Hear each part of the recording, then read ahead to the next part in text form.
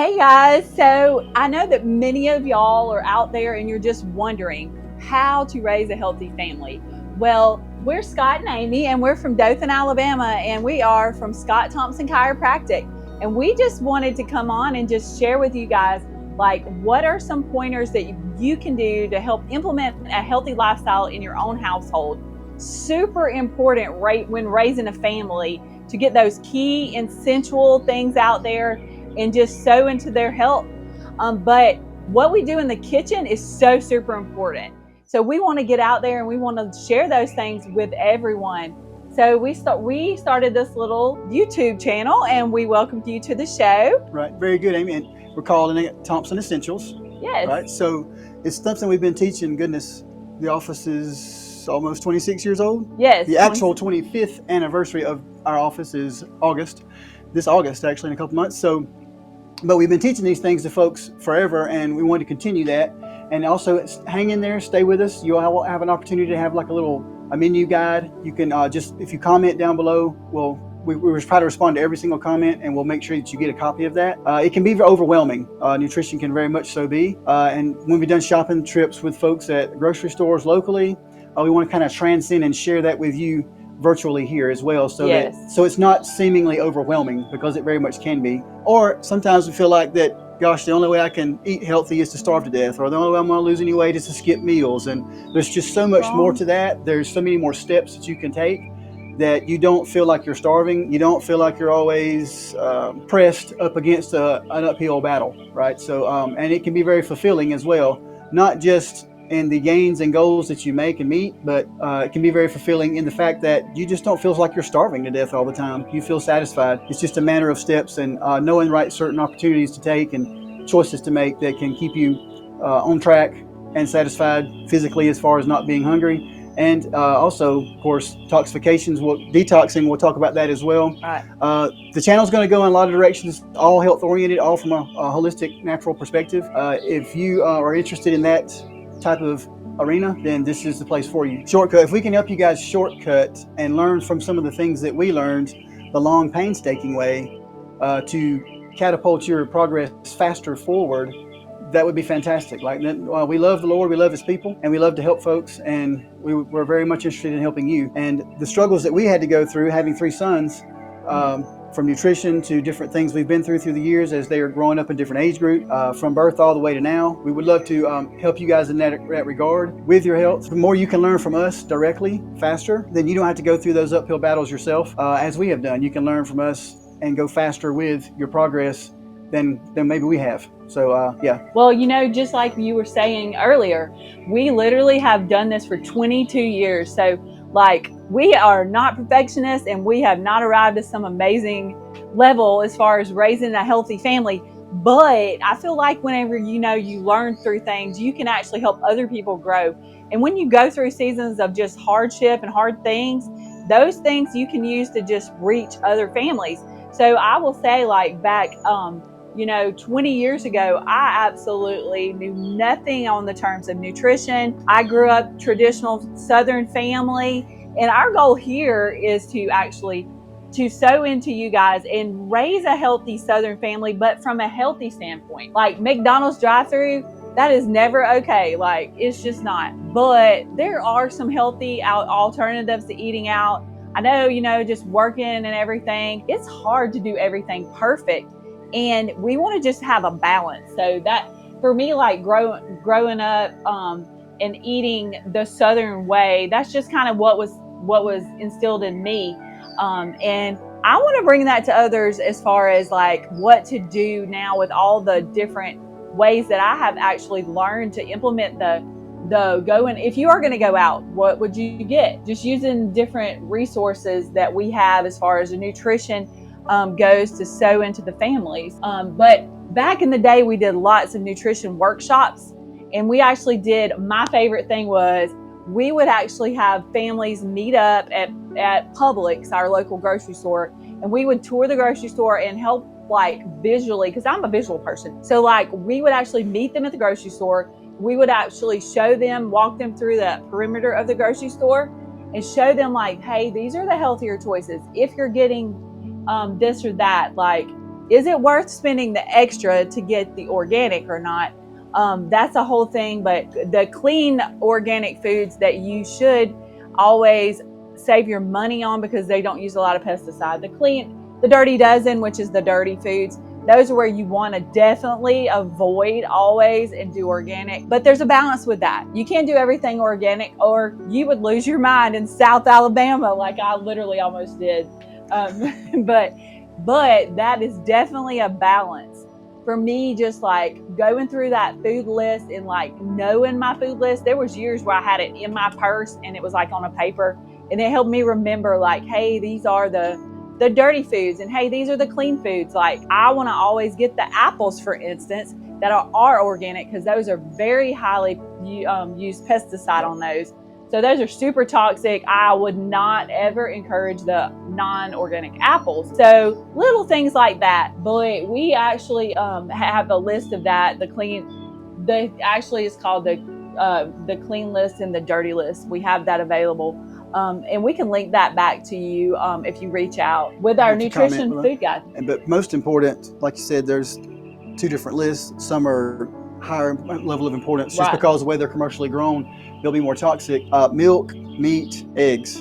Those are very, very critical. Yes. Having those clean and organic and pasture raised and farm raised as you can have, that's a good place to spend if you want to spend. But like you said, it's going to be overwhelming if you try to do every single thing that goes in your house completely organic, really. And it can be extremely expensive. And there's some things that are of more importance than others, and those are the ones that I have found personally to be super important. And also on the channel, we're going to talk about different. There's so many different nutrition plans out there, from paleo to keto to all these different types. We could just listing them would be a show in itself, almost an episode. But and there's certain ones that have different. There's give and take. Some of them have stronger points than others, and some are weak, some are strong. I mean, there's vice versa, and it can get to a point where it's a little bit of opinion.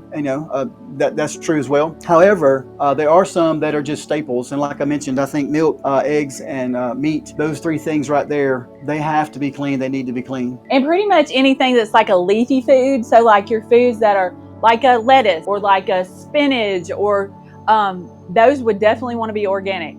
But I would not waste my money on an organic watermelon or an organic cantaloupe or even an organic banana. I mean, you can. Because they have, you can. I mean, that's great. But it's not some of those do or die staples. Right. So I would always save that money on those foods that have that thicker skin, and buy those, more traditional farming. But another thing too is like, it is so important that what you bring in your kitchen, because I will say, I guess it just comes to realization for me now that I am in this season of life where I'm empty nest almost, and my kids are living on their own. They all have their own kitchens, and you go to their houses and they're like literally buying healthier food. So it's like, that's actually really, really impactful to their life whenever they actually learn and grow up to eat healthy. Well, to say they're living on their own, they sure eat here quite often. Well, they definitely eat here. And they're starting to see now on their own, how much the foods actually cost. But that and being around other families that are, it's not nothing wrong with it, but raised a little bit different, they have different habits. That's when they realize, oh, wow, you guys, we see the difference now and why we made the decisions as a family that we've made as we've grown through the years, and things that we've learned, because what you're putting in your body dictates your health to a huge extent. Absolutely. Right? But also, we'll also be talking about chiropractic and your nervous system as well. How do foods impact your nervous system? How does toxins impact your nervous system? Your gut health. Your gut has a lot to do with your immune system, being able to fight off sickness, fight off disease. Right? We'll touch base and we'll talk about things that we could do to improve our overall health, whether it be diabetes, whether it be blood pressure. So for us, I know many of y'all are just out there with lots of struggles like we dealt with, raising a healthy family. The best that we knew how to do, we actually go to lots of seminars, learn just tons of different information over the years. But it was actually through trial and error of raising your own kids and going through struggles with them. I mean, I know we have one child that we have, no names mentioned, but we had one child that really was struggling back whenever he was about 2 years old, and we really just had to focus in on his nutrition. And we completely were able to do like a lifestyle transformation. If I look back in time, just what we went through with him and changing his nutrition that's where we dove in. So it kind of was a wake up window for us. Like we were just like, okay, what do we need to do? Like, how do we need to eat? So we started just really going to lots of seminars and learning and really listening and zooming in on it. But with kids and just different focusing issues and delays and different just children issues, we were able to learn that we had lots of things we could work on in our own household. Just like I was saying, we have not always eaten healthy. Our actual child now is 20 years old, but back when he was 2, we were completely diving in and learning, just like many of y'all are doing right now. Like you're out here searching for answers and ways, and you want to do it the holistic way. You want to do things naturally. But through trial and error and just changing our nutrition, just from things that we'll go over in depth later, but just from doing those specific changes and working with food sensitivities, those things really implemented a major change in his life. And so, I mean, that child is now actually completely grown and 20 years old and in engineering school and with a 4.0. So praise the Lord for that. Like we're super grateful. And I give all the praise to the Lord for that. But those changes that we actually made the most impact in his life. And so that being said, like what we're doing in the kitchen at home starts when they're little bitty. I would say working on that whenever they're 2 years old and sowing those seeds of teaching them about like what we should eat, how we should live, like all those things are so super important. They'll even come home sometimes and they're like, what is in our kitchen? Because sometimes, you know, we'll all have a little cheat and we'll bring home a little something and they're like, ooh, what has mama got in here? This is not healthy. This is unusual. This is unusual. So they notice the unusuals. And it's okay. I mean, I've always said, you know, do things in moderation. You don't want to stress yourself out as a mom or as a, you know, just as a person in general. You don't want to stress yourself out trying to live to perfection because we'll never arrive to perfection. We want to work toward doing the best that we know how to do with the knowledge that we have obtained. So I will say, you know, that over and over again, just watching it now unfold, sowing those seeds from here to, you know, to college is so important. And also activity during that time frame, yes. Activity level, especially if you have a young boy. Sitting in the classroom all day long as 5, 6, 7, 8-year-old child is very unusual for any child, but especially boys seem to be obviously more energetic, more busy, and they can get all these different labels, which we won't mention at this point in time. We could go along around a rabbit hole there, but they have to have activity. They have to get, just like a puppy, if you've ever been around a puppy, they're completely different than a 12-year-old dog. Well, so we're the same way too as people. Cindy was that same way. Yes, oh one gosh, of our Doberman puppies. So wild, but she's calmed down some now. She's 2.5-ish. But why does she calm down? She gets activity. I take her walking every morning about 2 miles before I go to work, so she's chill all day. Right. And then, of course, she's wound up when we get home and she wants to do something else, like activity-wise, like maybe throw the ball or do something to get that energy out. So these are topics, guys, we'll talk more and more about, nutritionally speaking. And a lot of times you'll see your children turn a corner too. Like with Amy as moms, you started packing lunch. Instead of eating school lunch. Packing lunch makes such a difference.